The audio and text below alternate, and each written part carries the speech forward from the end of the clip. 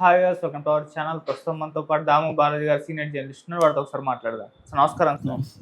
Sir Posani ఇటు జగన్మోహన్ రెడ్డి గారికి counter ఇచ్చినట్టుగా వార్తలు వినిపిస్తున్నాయి సార్. అంటే ఆ వీడియోలు కూడా కొన్ని వైరల్ అయిపోతున్నాయి. నువ్వేం గుడ్డలు విడి తీసి కొడతావు అని చెప్పేసి ఆ పోసాని చెప్పిన ఆ వీడియో ఇప్పుడు విపరీతంగా వైరల్ అయిపోతుంది. మరి జగన్మోహన్ రెడ్డి గారికి ఎందుకు కౌంటర్ ఇచ్చారు, మరి ఆ వీడియోలో ఆయన చెప్పింది ఏ విధంగా చూడొచ్చు అంటారు సార్?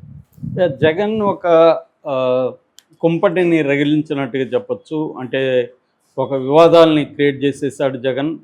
మొన్న ఆయన అంతకుముందు కూడా మాట్లాడాడు, కానీ మొన్న మాట్లాడడం అనేది చాలా సీరియస్ అయింది. యాక్చువల్గా బట్టలు ఇప్పి నిలబెడతాం, ఉద్యోగాలు తీయిస్తాము అని చెప్పాడు. సో ఈ పోలీసుల్ని బట్టలు ఇప్పి నిలబడతాం అనేది జగన్ ఒక్కడే చెప్పలేదు. నిజానికి చాలామంది చెప్పారు గతంలో కూడా. చంద్రబాబు చెప్పిన వీడియో కూడా ఇప్పుడు బయటకు వచ్చింది. గతంలో చంద్రబాబు చెప్పాడు, లోకేష్ అయితే పేరున ప్రకటించి మరి ఎర్ర బుక్కలో రాసుకుంటున్నా అన్నాడు. ఆ తర్వాత కూడా వాళ్ళు దాదాపు 200 మందిని వీఆర్లో పెట్టారు. చాలామంది డీజీ స్థాయి అధికారులకు కూడా పోస్టింగ్ లేకుండా వేధిస్తున్నారని విమర్శలు చంద్రబాబు ప్రభుత్వం మీద ఉన్నాయి. 10 నెలలు అయిపోయినా కూడా. సో ఈ ప్రభుత్వం కూడా పోలీసులను చాలామందిని వేధిస్తున్నది అనేది వైసీపీ వాళ్ళు ఆరోపిస్తున్నారు. అందులో వాస్తవం కూడా మనకు కనబడుతుంది. ఎందుకంటే డే 1 నుంచి కూడా పోలీసుల్ని ఐఏఎస్ అధికారులని వేధించడం అనే కార్యక్రమానికి తెలుగుదేశం ప్రభుత్వం తెరలేపింది. గతంలో జగన్ చేయలేదా? జగన్ కూడా చేశాడు. ఏబి వెంకటేశ్వరరావు లాంటి వాళ్ళని జగన్ ఎంత వేధించాడు. 5 ఏళ్ల పాటు సస్పెన్షన్లో నుంచి కోర్టు చెప్పినా కూడా ఇంకేదో కారణంతో సస్పెన్షన్ కంటిన్యూ చేసి చివరిలో ఆయన రిటైర్ అయ్యే రోజు మాత్రమే ఆయన 1 డే యూనిఫామ్ వేసుకోవాల్సిన పరిస్థితి జగన్ క్రియేట్ చేశాడు. దానికి వెనక నేపథ్యాలు ఇవన్నీ ఉండొచ్చు. అంటే ఓవరాల్గా ఏంటంటే పోలీసులు అధికారంలో ఏ పార్టీ ఉంటే ఆ పార్టీ తరపున పనిచేయడం అనేది ఎక్కువగా జరుగుతుంది మనకి. ఎందుకంటే వైలెన్సు, క్రైము వీటితో లింకప్ అయింది కాబట్టి మిగతా డిపార్ట్మెంట్లు, అన్ని డిపార్ట్మెంట్లు కూడా అధికార పక్షానికి అనుగుణంగానే పనిచేస్తాయి. రెవెన్యూ కానీ లేకపోతే మిగతా ఏ డిపార్ట్మెంట్ అయినా అలాగే ఉంటుంది. వీళ్ళ కంట్రోల్లో ఉంటుంది, వీళ్ళు చెప్పినట్టే ఫైనల్గా వింటారు. కానీ పోలీసులే ఎందుకు వివాదాస్పదం అవుతారంటే పోలీసులకు ఉండే లా అండ్ ఆర్డర్ నేచరు, క్రైమ్ని డీల్ చేయడం, ప్రతిపక్షాలను ఇబ్బంది పెట్టాలంటే పోలీసులనే ఉపయోగించుకోవాలి. కేసులు పెట్టడం, వాళ్ళని భద్రత ఇవ్వకపోవడం, వాళ్ళకి సెక్యూరిటీ ప్రొవైడ్ చేయకుండా వాళ్ళని ఇబ్బందులు పెట్టడం, వాళ్ళని అక్రమంగా పోలీస్ స్టేషన్కి తీసుకొచ్చి వాళ్ళకి 3rd డిగ్రీ ప్రయోగించి కొట్టడం, అక్రమ కేసులు పెట్టి కోర్టుల చుట్టూ తిప్పడం, ఇవన్నీ చేయాలంటే ఎవరు చేయాలి? పోలీసులే చేయాలి. పోలీసులేమో రాజకీయ నాయకుల మాట వినకపోతే వీళ్ళకి అప్పట్లోనే వాళ్ళు శంకరగిరి మాన్యాలకు పంపిస్తాం. బదిలీలు ఎక్కడో పనికిమాలిన చోట బదిలీలు చేసేవాళ్ళు, తర్వాత ఏదో ఒక కారణంతో మెమోలు ఇస్తారు, ప్రమోషన్లు సరిగా ఉండవు. ఈ రకమైన ఇబ్బందుల్ని పోలీసులకి గురి చేస్తారు వీళ్ళు. దాంతో పోలీసులు కూడా చాలామంది ఏం చేస్తారంటే వీళ్ళ మాట వింటారు. కొన్ని రకాల పోలీసులు ఏంటంటే రాజకీయాల్లో కూడా ఎంట్రీ కావాలనుకుంటారు. మనకి గతంలో కూడా గోరంట మాధవ్ కూడా ఇలాగే చాలా దారుణంగా ప్రభాకర్ రెడ్డి ఫ్యామిలీ గురించి మాట్లాడాడు. తర్వాత ఆయన ఎంపీ అయ్యాడు. అలాగే ఇప్పుడు కూడా రామగిరి సిఐ సుధాకర్ యాదవ్ కూడా ఆయనకి ఎమ్మెల్యే కావాలని కోరుకుందని చెప్తున్నారు. దానికి సంబంధించిన వీడియోలు, ఫోటోలు అంతా కూడా వీళ్ళు వైసీపీ వాళ్ళు బయటికి తెచ్చారు. ఈ నేపథ్యంలో వీళ్ళు కూడా ఇతను కూడా జగన్ని చాలా దారుణంగానే మాట్లాడాడు. ఒక ఎస్ఐ ఒక మాజీ సీఎంని స్థాయి మాట్లాడడం అనేది జనరల్గా జరగదు. సో ఆ స్థాయిలో మాట్లాడారు. సో దీనికి కారణం ఏంటంటే అతనికి కూడా ఒక హీరో కావాలని, రేపొద్దున తను బీసీ కోటాలో ఒక టికెట్ సంపాదించాలనేది అతనికి కూడా ప్లాన్ ఉన్నట్టుగా మనకు కనబడుతుంది. అయితే అధికారంలో అంటే పదవిలో ఉన్నప్పుడు పోలీసులు ఇలా మాట్లాడచ్చా లేదనే దాని గురించి నేను ఆల్రెడీ చెప్పాను.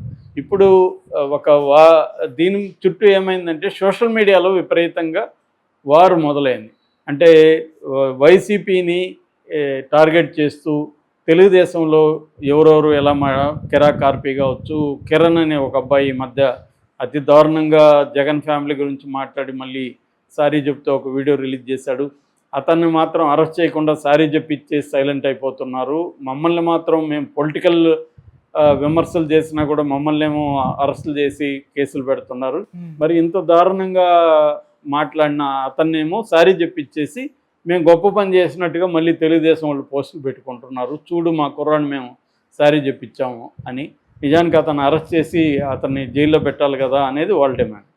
సో ఈ నేపథ్యంలో తెలుగుదేశం వాళ్ళు కూడా జగన్ దాన్ని విపరీతంగా వైరల్ చేయడం, సుధాకర్ వీడియోని విపరీతంగా వైరల్ చేయడం ఇవి చేస్తున్నారు. ఈ క్రమంలో వాళ్ళకి పోసాని వీడియో ఒకటి దొరికింది. అదేంటంటే పోసాని ఒక పోలీసు ఆఫీస్ ముందు నిలబడి ప్రెస్తో మాట్లాడుతూ, ఏంది ప్రతిసారి బట్టలిప్పు తీసుకొడతాం ఉంటారు, బట్టలిప్పు తీస్తే ఏం చూస్తారు మీరు, మొలతాడు చూస్తారు, ఇంకేమన్నా చూడాలని ఉందా మీకు, సో అసలు బట్టలిప్పు తీసి ఎందుకు కొడతారు, బట్టలు వేసి ఉండి కొట్టచ్చు కదా అన్న ఇది కూడా అతను చేశాడు.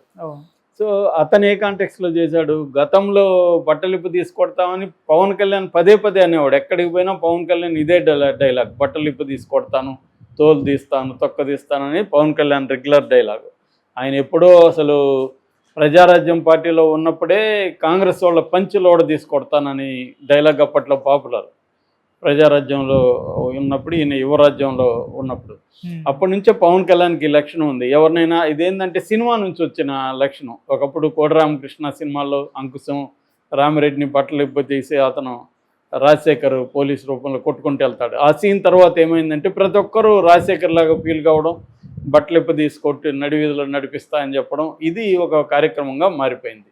సో దాంతో ఈ పోసాని ఎప్పుడైతే వీళ్ళని ఉద్దేశించి అన్నాడు, పవన్ కళ్యాణ్ని, చంద్రబాబు కూడా బట్టలు ఇప్పు తీస్తానన్నాడు పోలీసుల్ని, లోకేష్ అన్నాడు, లోకేష్ రెడ్ బుక్లో కూడా రాసుకున్నాడు, వీటన్నిటినీ ఉద్దేశించి గతంలో పోసాని ఈ డైలాగ్ వాడాడు. బట్టలిప్పు తీసి అంటారు, బట్టలిప్పు తీసి ఎందుకు కొడతారు, మీరు బట్టలు ఉంచి కొట్టచ్చు కదా, రెండోది మీరేం చేస్తారో చెప్పాలి కానీ మీరు కొడతాను, చించేస్తాను, అక్కడ పెడతాను, ఇక్కడ పెడతాను, ఇదేంది ఇది అనేది అతను తన పద్ధతిలో అతను ఫ్లోలో విమర్శించాడు. దాన్ని ఇప్పుడు జగన్కి అప్లై చేస్తూ జగన్కి షాక్ ఇచ్చిన పోసాని అని టైటిల్ పెట్టి జగన్కి ఉద్దేశించే పోసాని అంటున్నట్టుగా పెట్టారు. కానీ జగన్కి అది కరెక్ట్గా అప్లై అవుతుంది.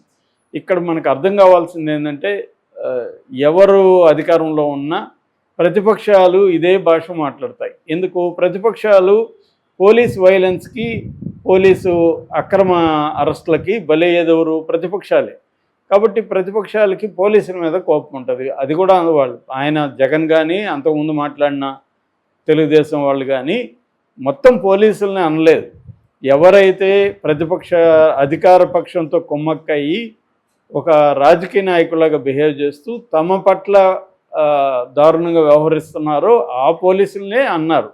జగన్ అయినా వాళ్ళనే అన్నాడు. జగన్ కూడా ఏమంటున్నాడు, మీరు మీ టోపీ మీద ఉన్న సింహాలకు సెల్యూట్ చేయండి, జగన్ చంద్రబాబుకు కాదు, చంద్రబాబు దగ్గర వాచ్మెన్ లాగా ఉండకండి, రేపొద్దున మాకు కూడా అధికారం వస్తుంది అనేది జగన్ మాట్లాడింది. జగన్ మాట్లాడిన ఎసెన్స్లో ఏం తప్పు లేదు, భాషలో తప్పు ఉంది.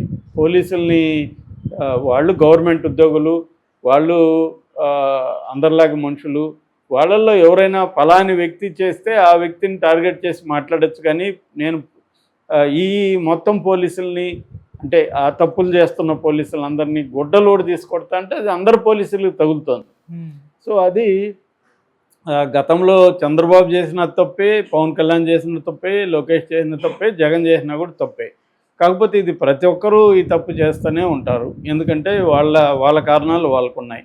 వాళ్ళకేంటంటే పోలీసు దూకుడిని ఆపాలంటే ఒక హెచ్చరిక చేయాలి. గతంలో కూడా జగన్ కూడా మనకి వైజాగ్ దీంట్లో ఎయిర్పోర్ట్లో ఉన్నప్పుడు కూడా పోలీస్ ఆఫీసర్తో మాట్లాడి, నిన్ను గుర్తుపెట్టుకుంటాను, నేను వస్తాను, మళ్ళీ వస్తాను, నేను గుర్తుపెట్టుకుంటాను అనేది అప్పట్లో పాపులర్ అయింది.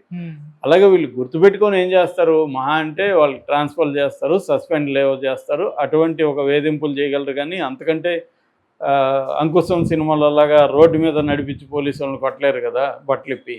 ఇదేంటంటే ఒక సింబాలిక్గా హెచ్చరించడం. దాని మీద ఇప్పుడు పోసాని వీడియో వైరల్ చేస్తున్నారు తెలుగుదేశం వాళ్ళు. ఇదేంటంటే మనకు ఆంధ్రప్రదేశ్లో ఒక సోషల్ మీడియా వార్ జరుగుతుంటుంది. వాళ్ళు వీడియోలు తీసుకొస్తారు, వీళ్ళు వీడియోలు తీసుకొస్తారు, ఇలా యాక్టివ్గా జరుగుతుంటుంది అన్నమాట. అది ఇప్పుడు తెలంగాణకు కూడా వచ్చేసింది. ఎందుకంటే బీఆర్ఎస్ కూడా ఇక్కడ యాక్టివేట్ అయిపోయింది బాగా. వాళ్ళకి కూడా అర్థమైంది సోషల్ మీడియా రోల్ ఏంటి. గతంలో కూడా మేము ప్రజలకి చేసే కార్యక్రమంలో బదులు ఒక 100 యూట్యూబ్ ఛానల్ పెట్టుకుంటూ మేము